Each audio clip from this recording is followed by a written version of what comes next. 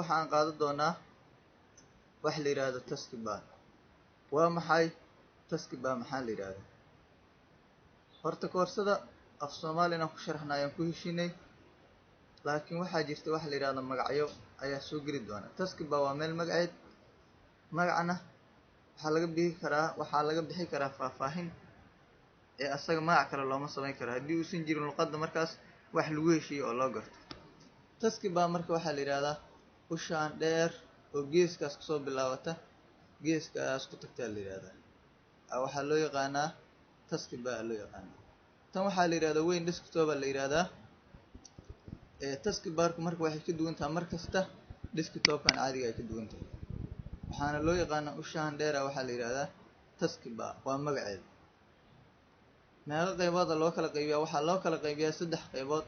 qayb la yiraahdo start button, waa midkaas arkaydaan geeskaas u yaala waxaa la yiraahdaa start button. ilaa intaas ku tagto, ilaa intaas waxaa la isku yiraahdaa start button la yiraahdaa. qaybtan ka bilaabata halkaas waxaa la yiraahdaa ada program button la yiraahdaa. ku tagta halkaas waxaa loo yaqaanaa ada program button. geeskaas ka bilaab ilaa geeskaas waxaa la yiraahdaa notification area.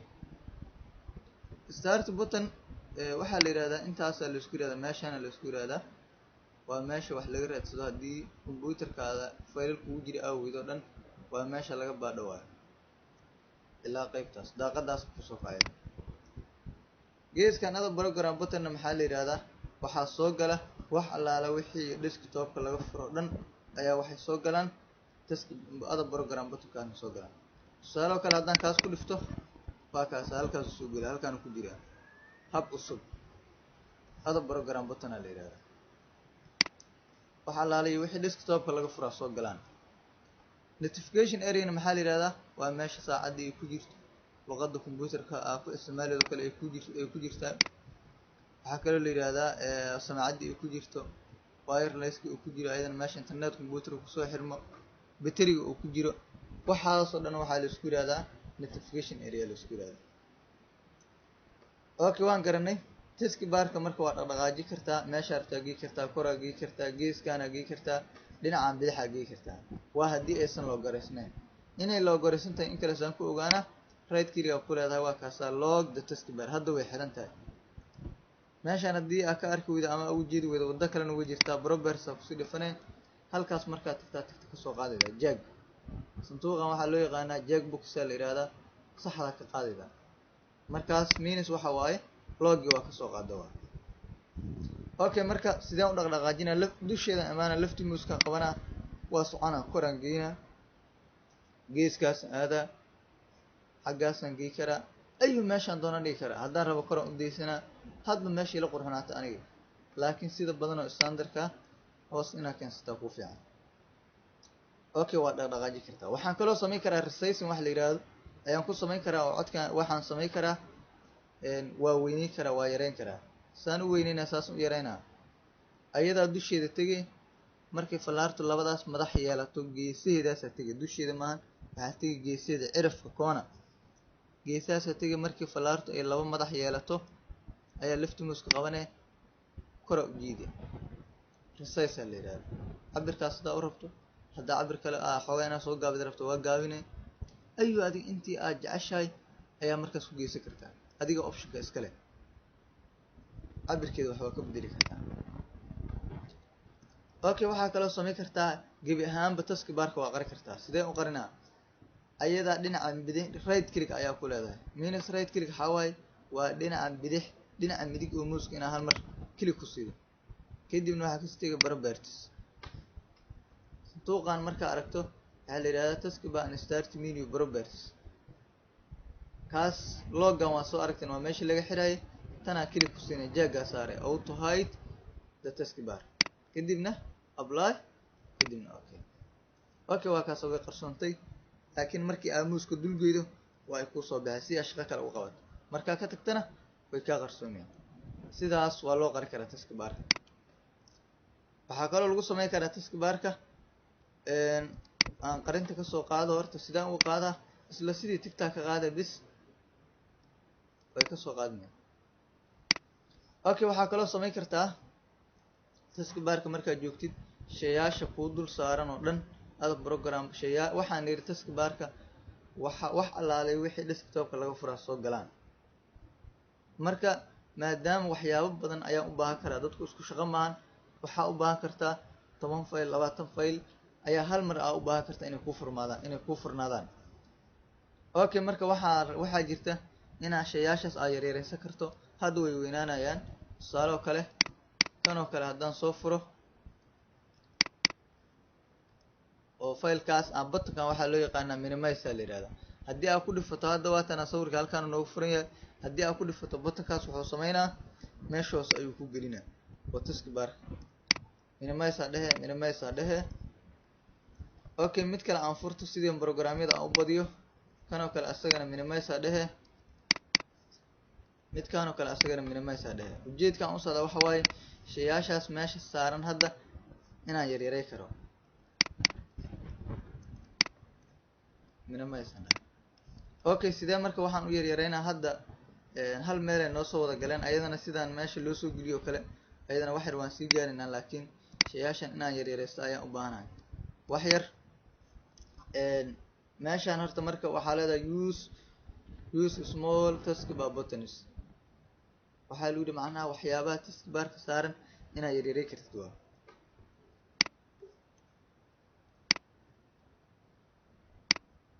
soo ma arkaydaan wixii saaraay oo waaweynaad intaas la ekaay waxay noqdeen wax yaryariisa isku noqdeen soo ma jeedaan sidaasaa marka waxaa loo yaryaristaa hadda waxyaabo badan haddaad sii furata ilaa intaas ayaa kuusii banaan waad kusii buuxsan kartaa sidaas wax kuu saaran waa loo yaryaraysan karaa waxaa kaloo jirta hadda wixii noo furaayo dhan programyadii noo furaayo dhan hal meelay noo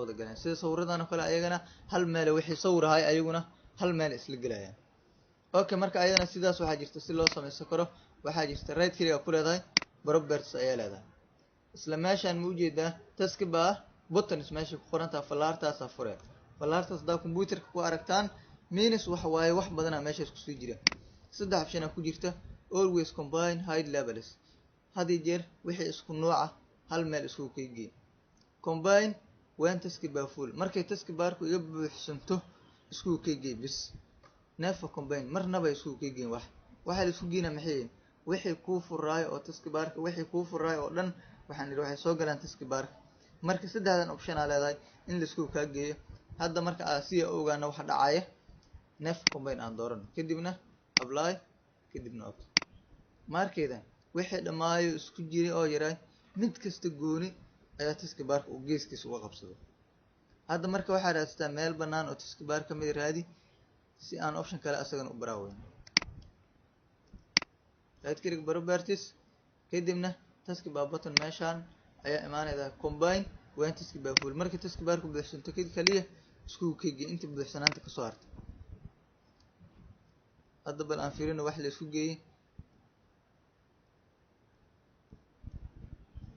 waxba la isku geeyay sababtoo ah waxba naga buuxsanyo waras maqlayna marka sidaas saddexdaas option mid ka rabta ayaa adigu isticmaali kartaa sidaasaana lagu tagaa aniga marka waxaan u deysanaa always combine hide labels inuu isku soo ka ororaan waxay isku yiraadaan okay marka intaan ka bixin taskbarka hal mar wixii ku jiro dhan hal mar aan rabaa inaan cashirkiiba ciwaankii aan soo qaadana ama mowduuc aan soo qaadana hal mar inaan ka wada baxnaan rabaa waxaan leenahay right click kadibna properties midaan yarta ayadana taskbar location on screen waxaan samayn karnaa gudaha anagu joognaa waxaan dhihi karnaa taskbarka korgey hoos gey dhinaca gey hadda fallaartaas fur hadda xaggii noo dooran bottom aan noo dooran waxaan dooranaa right haddaan doorto waxaan rabaa inay midig aado taskbarkii war ma arkaysan geeskaas midig waa ayada gashay isla meesha haddana amar waan kasoo sii karaa waxaan right click properties kadibna isla meesha taskbar screen ayaa waxaan leeyahay top markastana waa inuu log ka qaadan yahay markaas waa ismaqlaynaa soomaan properties kadibna aniga bottomkiga ayaan kusoo ceshanaa oo halkaasaan jeclahay okay marka taskbar sidaas ayaa loola tacaamulaa faa'iidada ugu weyn ay leedahayna waxa waaye wax allaalay wixii desktopka ka soo furato in ay ayada kuu soo gelayaan oo aad si fudud haddaa u baahan tahay aada usoo kacsan karto. bas maqlayna si fudud ayuu programkii aad jecesha oo rabto markaas ayaa si fudud aada usoo kacsanaya. labada windows 7 iyo windows 10 wadooyinka lagu tagaayo waa same, means waa isku mid, wax ay kala duwan yihiin ma lahan. marka aan wado kastoo aan hadda ku tegaynay, hadda waxaan aan ku sharaxayo waxay ahayd windows 10 ayaan aniga hadda cashirkan aan ku duuba oo ku sameynaya. windows 7 na waa sidoo kale isla meesha inta wado aan tegay haddii ay haalad intaan gudahan ku jiro dhan waa ay ku wada jiraan, oo waxaa kusoo gelaydaa right click kadibna properties waa uu leeyahay. labada windowba waa isku mid. haddaad rabto movinka inaad sameydo ayadana waa ku samayn kartaa windows 7ka oo labadooda waa isku mid. marka maadaama labadii window ay isku mid yihiin, hal window bis ayaan waxu sharaxaynaa, midka kalena asagaasaa kaafinayo oo ku filan. qof kasta uu jirana wadadan kan ku sameeyey ka kale wuu ku samayn karaa. marka taskbar halkaas ayaa u baxa. waana ku mahadsantihin hawshada cashirkan. u diyaar garooba casharada kale oo soo socda.